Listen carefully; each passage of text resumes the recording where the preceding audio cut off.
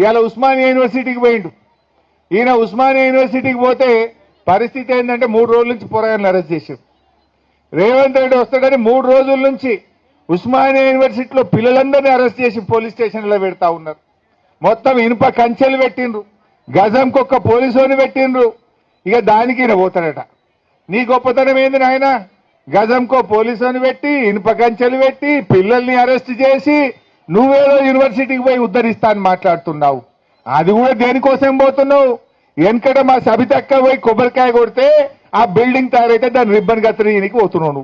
నువ్వు కొత్తగా ఇచ్చింది లేదు, కొత్తగా కట్టింది లేదు, కొత్తగా మంజూరు చేసింది లేదు. ఆనాడు సబితక్క పైసలు శాంక్షన్ చేసి పోయి కొబ్బరికాయ కొడితే బిల్డింగ్ తయారైతే దాన్ని రిబ్బన్ కత్తిరీనికి పోయిండు రేవంత్ రెడ్డి. ఇక నేనేందో ఉస్మానియాకు ఏమో చేసింది అంట. నువ్వు చేసింది ఏమున్నది?